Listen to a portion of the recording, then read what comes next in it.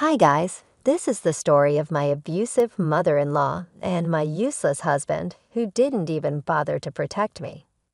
I'll be using fake names in my story since I don't want to be identified. Sharing my story is one thing, but handling real-life drama is another, so I don't want anyone to find me. Let's say my name is Peyton. Grant is my husband, and Joanie is my mother-in-law. There's also my grandma, Lily, who is the sole reason why I'm still alive today. Let me tell you from the beginning. Grant was more or less a good boyfriend to me. I was completely in love with him and ready to marry him, so when he proposed to me, I immediately said yes. But my life completely changed after that. Grant suddenly started to show lots of red flags. I discovered that he and his mother are extremely close, and his mother essentially controlled him. It was Joanne who first started to create problems. She was living with us and mooching off her son. One day, she just walked in with some papers and said, "Peyton, you need to come and sign these papers. The faster you do it, the better for you." "What are those papers, Joanne?" "This is an ironclad prenup that you both need to sign. It says that in case of a divorce, none of you can claim anything from each other. Sign it right now." "Wait a minute, did you just make a prenup without consulting us?" "This is really humiliating, Joan. Why would you do that?" "I did this so you can't take my son to the cleaners in case of a divorce. You earn way less than him, and this house is his. We cannot trust you enough to try and take everything from him." "This is insane, Joanne. I am not some witch that you make me out to be. This is ridiculous. I won't sign a prenup just like that. I feel insulted. You should have talked to us about this." "Actually, I know about the prenup. It's not a big deal, Peyton. If you are really not with me for money, you should have no problem signing this." I was pretty taken aback at the fact that Joanne and Grant had a discussion but didn't even tell me. No, I was not with Grant for money. I didn't earn much, but I had a big inheritance in store for me. I didn't tell Grant that yet. Grant and I fought for days, and Joanne regularly verbally insulted me for not signing the papers. After a while, I went to my grandma for help. She listened to everything I said and said, "Honey, are you sure you want to marry this man? I don't think he's the right one for you. You two aren't even married yet, and he's already making plans with his mother to corner you. It's just this one problem, Grandma. I really love Grant, and he loves me too. I really can't imagine marrying someone else. He is a good man." "Well, if you really already made that decision, I would actually encourage you to sign the prenup. I'll send my lawyer to read through the terms, but I have a request to make. You should never mention that your grandparents are millionaires. I don't want them to know." "I haven't told them anything yet, Grandma, but why don't you want me to say it?"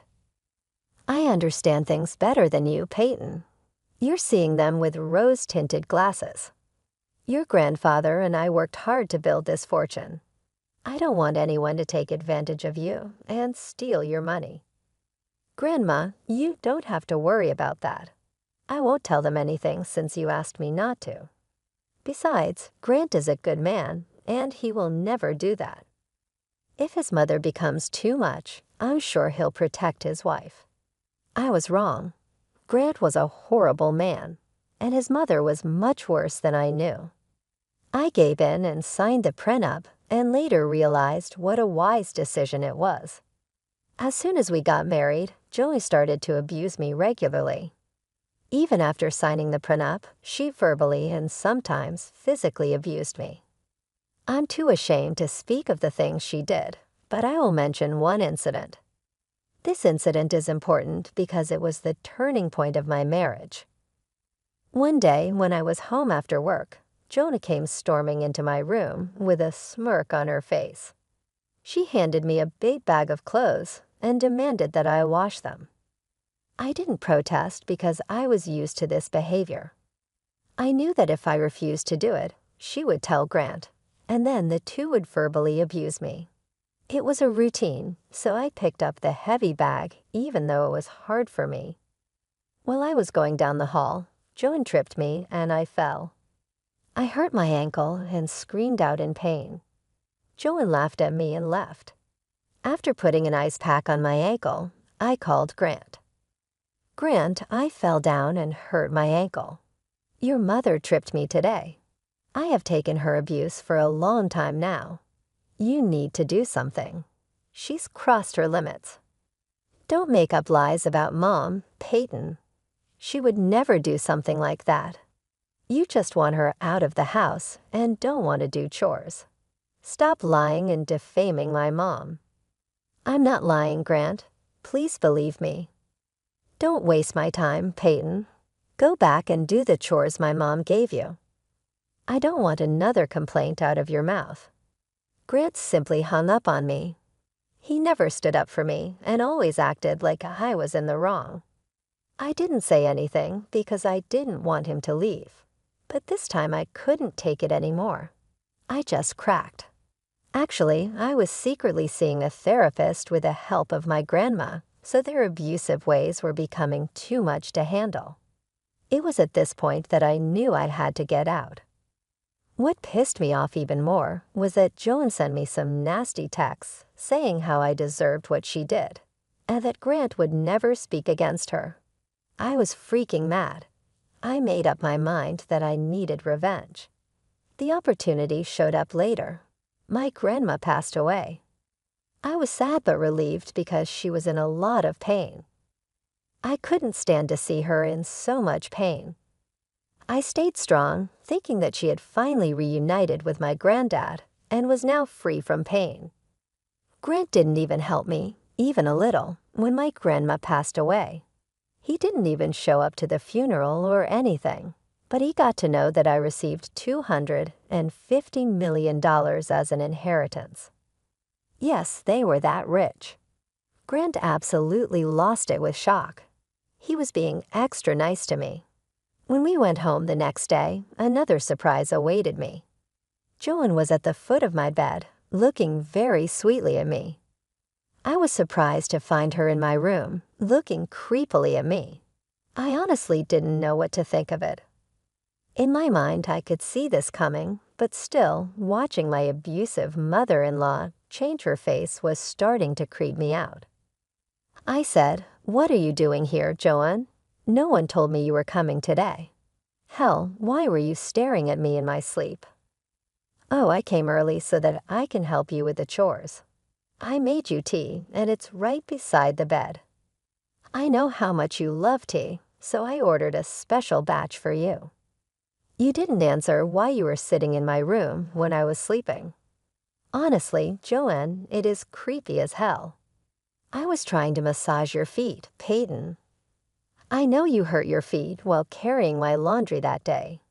Your feet must be so sore, so I thought maybe I could massage them for you. You literally tripped me that day, Joan.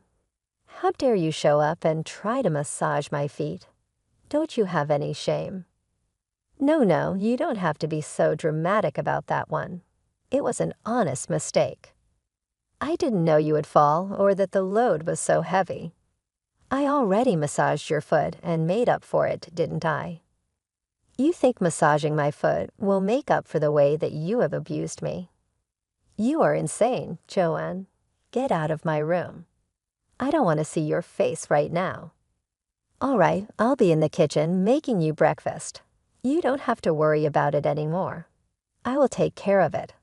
I will also make sure Grant has everything ready as well. You take your time and freshen up."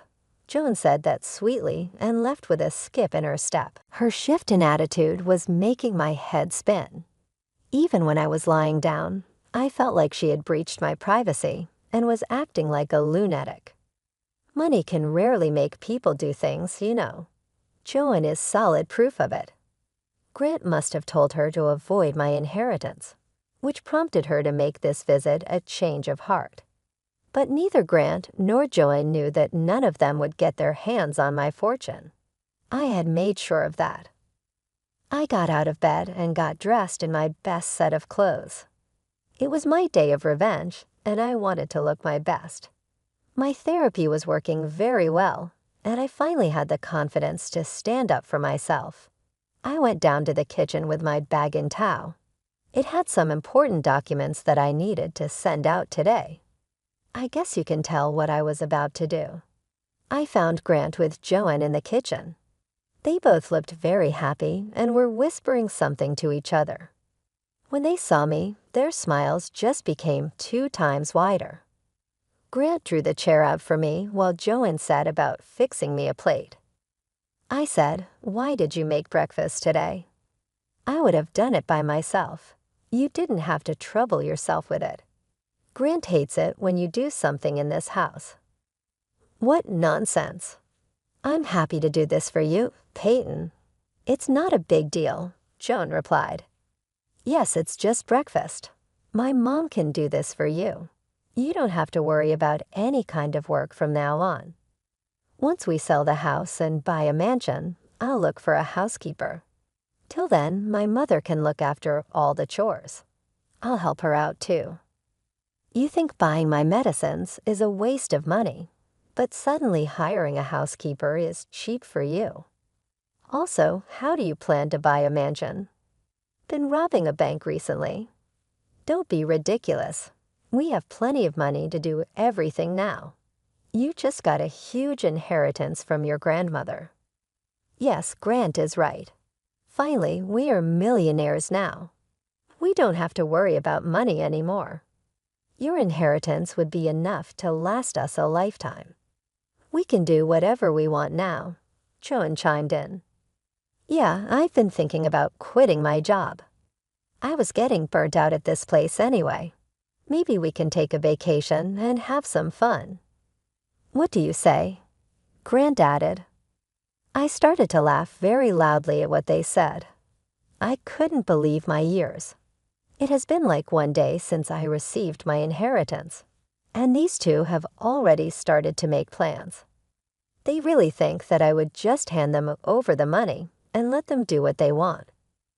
1 day of fake good behavior was supposed to wash away years of abuse that I suffered at the hands of my husband and mother-in-law. Joanne and Grant looked a little uncomfortable with my laughter and were trying to look away. Their own plans may have sounded just ridiculous to them too, since they held on to the hope that I would magically forgive them. After laughing for a few seconds, I said, "My God, it's been like 1 day since I got my inheritance. Look how drastically you have changed your tunes. Money does make a difference, doesn't it? Let's not remember the old days now. We had no idea you had such good luck coming your way. We would have treated you better if we knew," Grant said. Yeah, you shouldn't be hiding things from your husband and in-laws, Peyton. That was very sneaky of you. Anyway, what should we do with so much money? I was thinking of a house in the Caribbean. Don't just say house. Say mansion or villa. We can even opt for a penthouse. That would suit our status better. We are millionaires after all. All my friends would be so jealous of me, Joan added. I listened to their banter and then casually took out the documents that I was hiding in my folder.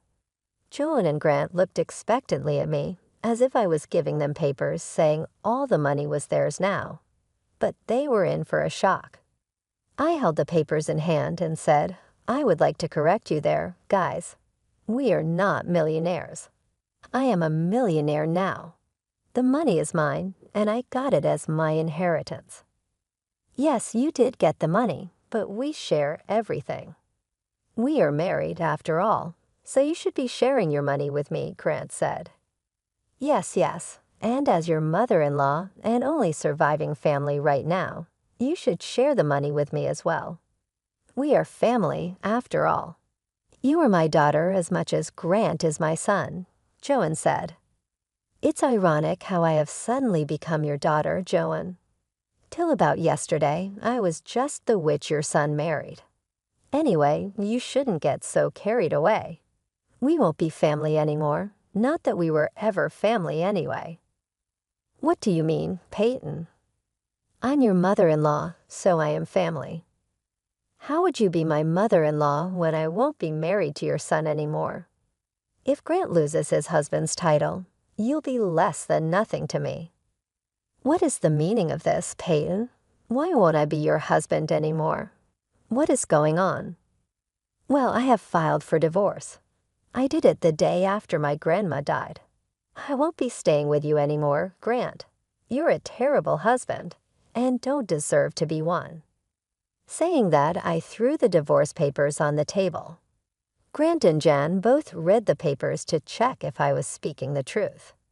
When they read through the documents, their eyes shot up to the sky. They looked at the papers in disbelief and then gave each other worried glances. I guess they didn't think I would be capable of filing for divorce. They said, "What is this, Peyton? Why have you filed for divorce? This doesn't make any sense. You think I'm weak enough to be stuck in an abusive marriage for the rest of my life. Why are you surprised, Grant? I had told you this was coming. I told you the very day Joan tripped me. My God, why are you still stuck in the past? I have apologized for it. Plus, it has happened already, and I can't change that. You need to be a little forgiving. This is not a big enough problem to warrant a divorce. Mom has already made amends for that. So you, Jen, confess to tripping me, and all you do is tell me to get over it. Get this into your head, guys. I am divorcing you, and you won't get a cent of my inheritance. I can't believe I fell in love with such a vile man like you, Grant.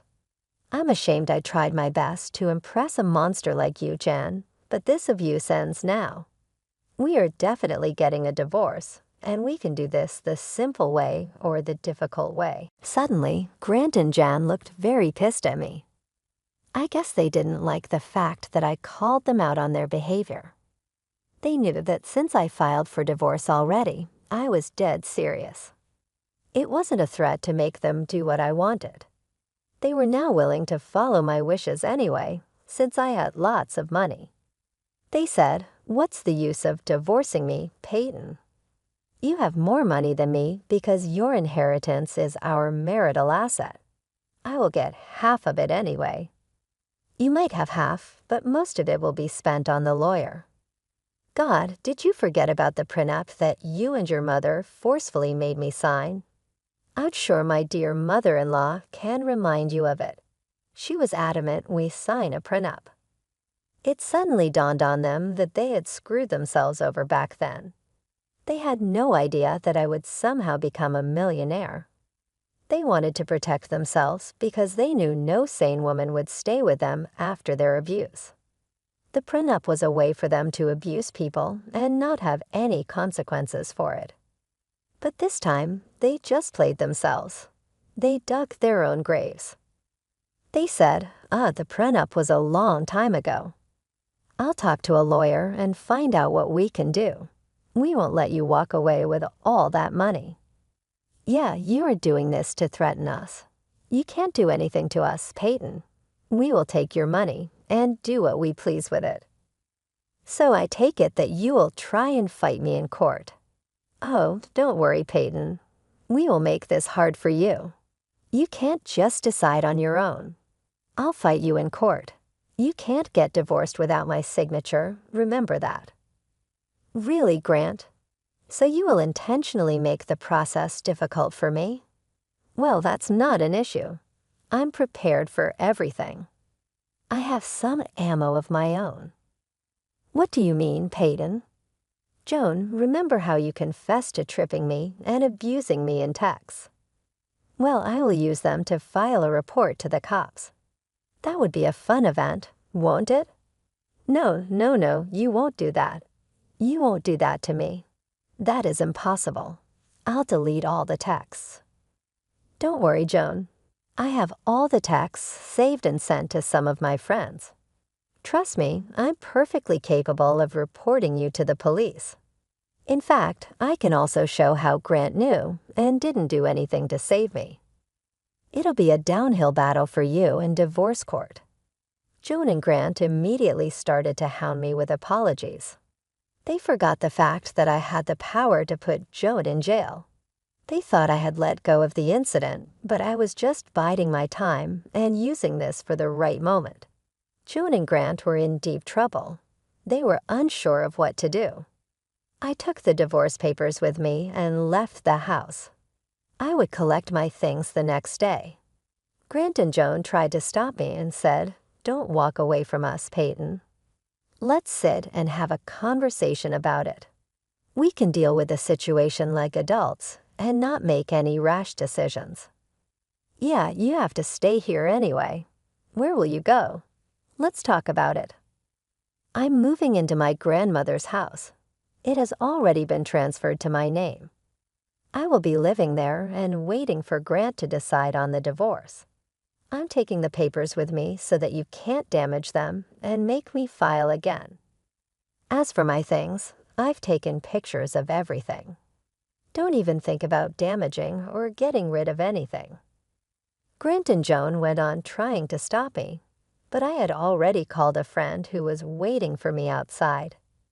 I got into her car and drove off with her. Grant and Joan stood at the door and stared at us the whole time. After going to my new place, I contacted a moving company and booked them to bring my things from the house. In the months that followed, Grant and Joan did their best to try and change my mind. I kept reminding them about going to the cops because Grant didn't sign the divorce papers. Grant did talk to a lawyer who told him in no uncertain terms that the prenup was solid and he had no way out. After being threatened by me multiple times, Grant was forced to sign the divorce papers. He didn't want his mom in jail after all. Plus, he knew I would never give him a chance again. Grant and Joan are currently not talking to each other. Wondering why? Well, Grant did not take the divorce very well and started to blame Joan for causing problems between us. Grant was sure that Joan was the reason he missed out on being a millionaire. After having countless fights with her, he ended up kicking her out with nothing. Since Joan lived off Grant's money, she was left homeless and without funds. Last I heard, Joan was in a homeless woman's shelter with no idea what to do with herself. I did the course of informing everyone what horrible people Joan and Grant are, so they have been isolated from people. No one really talks to them. As for me, I'm enjoying my new life and casually watching the aftermath. I still stay at my grandma's place since it holds sentimental value to me. From my inheritance, I have donated some money to women's help centers and plan on doing more for them. The rest of the money has been invested and secured for my future family. I still work at my old job since I don't want to sit idle. Life is good so far, and I'm hopeful I will meet someone who deserves me.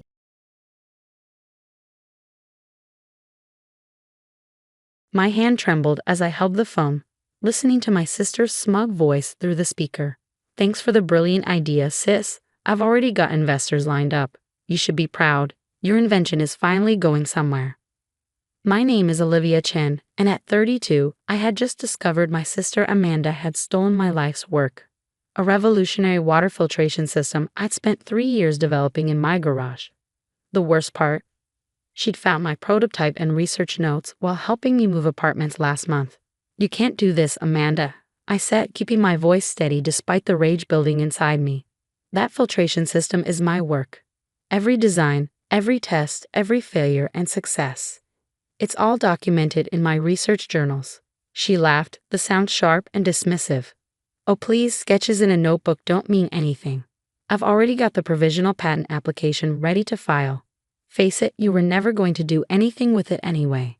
You're too afraid to take risks. At least I have the courage to make it happen." I gripped my desk, memories flooding back of all the times Amanda had taken credit for my achievements. In high school, she claimed my science project as her own, winning first place while I stayed silent. In college, she borrowed my research paper for inspiration and somehow ended up submitting an almost identical version to her professor. Every time, our parents brushed it off. "Sisters share everything," or "don't be so selfish, Olivia." But not this time. This wasn't just another school project. This was my future. I've got meetings with investors all week, Amanda continued, her voice dripping with fake sympathy. Don't worry, I'll make sure the family name shines bright. You can go back to your safe little research job and... I hung up, my hands still shaking but now with determination rather than anger. Walking to my home office, I opened my safe and pulled out a thick manila envelope. Inside was something Amanda didn't know existed, my official patent application, filed 6 months ago when I first caught her snooping around my prototype. I learned from experience that my sister couldn't be trusted, so this time, I'd been prepared. Every test result, every design iteration, every piece of documentation had been properly notarized and filed. I even kept video logs of my development process, all time-stamped and backed up securely. My phone buzzed again. Amanda, no doubt calling to continue gloating. Instead of answering, I emailed my patent attorney. It's happening exactly as we predicted. Time to proceed with phase 2. I smiled, thinking of the shocked look that would soon replace Amanda's smug expression. She thought she was so clever, but she just walked right into a trap 3 years in the making. Sometimes the best revenge isn't about getting even. It's about being 10 steps ahead. The next week unfolded exactly as I'd anticipated. Amanda paraded around town, meeting with potential investors, making grandiose promises about her revolutionary water filtration system. Each time she posted on social media about her breakthrough innovation, I documented it, adding to the steadily growing file my lawyer was building. My parents called, of course. Olivia, why can't you be supportive of your sister? My mother pleaded. She's finally found her passion. You know how much she's struggled to find her path. I sat in my home office, staring at the wall of technical drawings and certification documents I'd accumulated over 3 years of work. Mom, that's my invention. Every single aspect of it. Amanda stole my research, my prototype, everything. Don't be ridiculous, she scoffed. Amanda showed us all her work. She has diagrams, test results, everything. Why would she lie about something like this? I closed my eyes, remembering every time they dismissed my complaints about Amanda's behavior. Every time they told me to be the bigger person while she took credit for my achievements. You'll see soon enough, I said quietly, ending the call. 3 days later, Amanda hosted a big presentation for potential investors at the city's most expensive hotel. She'd invited the entire family, local media, even my old professors from engineering school. The irony wasn't lost on me. She'd gathered all the witnesses I needed in one place. I arrived early, taking a seat in the back row. Amanda spotted me and smirked, probably assuming I was there to watch helplessly as she claimed my work as her own. She had no idea she was about to walk into a carefully laid trap. Ladies and gentlemen, she began, standing proudly next to my prototype. I'm excited to present a breakthrough in water filtration technology. This system, which I've developed over the past year, represents a complete revolution in how we think about water purification. I watched as she clicked through slides that were clearly copied from my research documents, explaining concepts she barely understood. The investors nodded appreciatively, taking notes. My parents beamed with pride from the front row. Then Amanda reached the technical specifications, the part I've been waiting for. As she confidently rattled off numbers and processes, I pressed send on an email I prepared earlier. Exactly 30 seconds later, the hotel's AV system experienced an unexpected technical difficulty. The screen behind Amanda suddenly switched to a different presentation. My original pitch deck from 2 years ago, complete with dated timestamps and my signature on every slide. Amanda faltered, her professional demeanor cracking slightly. There seems to be some technical issue. That's when my patent attorney stood up from the middle row. Actually, Ms. Chen, there's no technical issue. I'm Richard Maxwell, representing the patent holder of this technology, your sister, Olivia Chen. The room went silent. Amanda's face drained of color as Mr. Maxwell continued. We have extensive documentation proving Ms. Olivia Chen's ownership of this intellectual property, including a patent application filed 6 months ago. Additionally, we have evidence of your unauthorized access to and attempted theft of this technology. He gestured to 2 people in suits who had been quietly filming the entire presentation. Representatives from the patent office are here as witnesses. Every claim you've made today about inventing this technology constitutes patent infringement and intellectual property theft. Amanda grabbed the microphone, her voice shrill. This is ridiculous. I developed this system. I have proof. You mean these? I finally spoke up, walking to the front of the room with a stack of papers. Your proof is actually copies of my research journals, the ones you photographed while helping me move. Every page is dated, notarized, and backed up with video documentation of my development process. Would you like me to play some of that footage for your investors? The room erupted in murmurs. Investors began gathering their things, shooting disapproving looks at Amanda. My parents sat frozen, their earlier pride replaced by shocked disbelief. I can explain, Amanda stammered, but it was too late. Mr. Maxwell was already distributing cease and desist orders to the investors, along with evidence packets documenting her attempted theft. I turned to the crowd, my voice clear and professional. I apologize for this disruption. For those still interested in the actual technology, I'll be holding a legitimate presentation next week. My team will contact you with details. As people filed out of the room, Amanda grabbed my arm. How could you do this to me, to your own sister? I gently removed her hand. No, Amanda. The question is, how could you do this to me, again? Did you really think I wouldn't protect my work this time? Our parents approached, their faces a mix of emotions. Dad looked disappointed, but for once, not in me. Mom just looked tired. Amanda, is this true? She asked quietly. Did you steal your sister's work? But Amanda was already pushing past them, running from the room in tears. She'd always been good at playing the victim when her schemes fell apart. The aftermath of Amanda's failed presentation unfolded like a carefully orchestrated symphony. Within days, my patent was fully approved, and several investors who had initially been approached by Amanda reached out to me directly. The irony wasn't lost on me. My sister's attempt to steal my invention had actually accelerated its path to market. But the personal fallout was harder to navigate. Amanda barricaded herself in her apartment, refusing to speak to anyone. Mom called daily, alternating between apologies and attempts to broker peace. Can't you drop the legal proceedings? She pleaded one evening. She's your sister, Olivia. She's suffering. I sat in my newly rented lab space, surrounded by improved prototypes of my filtration system. Mom, actions have consequences. Amanda needs to learn that she can't take what isn't hers. But she's family. Yes, she is, I interrupted, which made her betrayal even worse. How many times have you told me to let it go when she took credit for my work? How often did you dismiss my feelings because that's just how Amanda is? The silence on the other end was telling.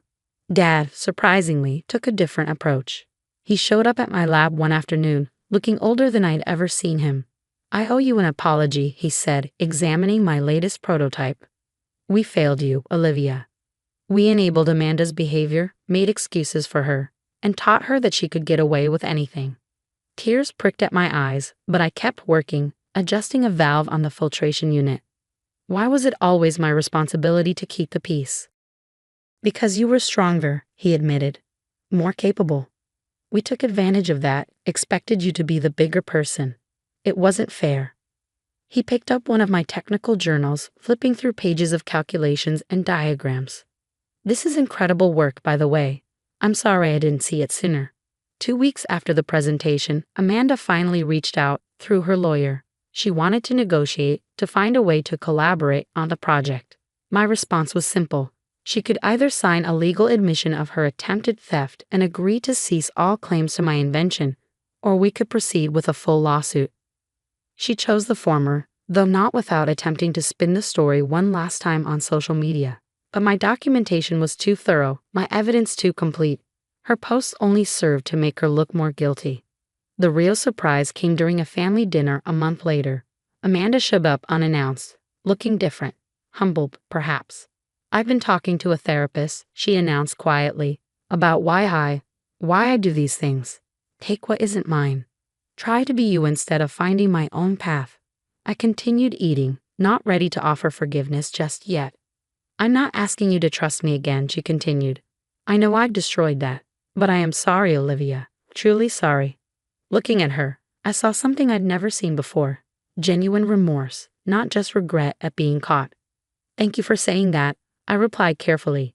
But you're right, trust has to be earned. 6 months later, my water filtration system launched to significant acclaim. The technology was being implemented in several developing countries, providing clean water to communities that desperately needed it. Every interview, every press release, every demonstration carried my name. Olivia Chen, inventor and engineer. Amanda found her own path eventually, going back to school for environmental science.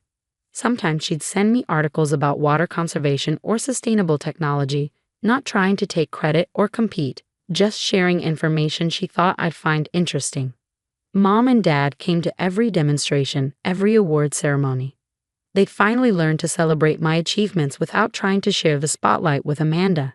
It was a different kind of family dynamic, not perfect, but more honest. One evening, as I wrapped up a successful presentation, a young engineering student approached me. "Ms. Chen," she said hesitantly, "I read about what happened with your sister. How did you find the strength to stand up for yourself?" I thought about the years of preparation, the careful documentation, the quiet determination that had led to this moment. I learned that protecting your work isn't selfish. I told her, standing up for yourself isn't wrong. Sometimes the hardest people to stand up to are family, but that doesn't make it any less necessary. Later that night, I added another entry to my project journal, not technical specifications this time, but a simple truth I'd learned through all of this. Success isn't just about creating something innovative. It's about having the courage to protect it, nurture it, and ensure it reaches its full potential, even when that means standing up to the people you love.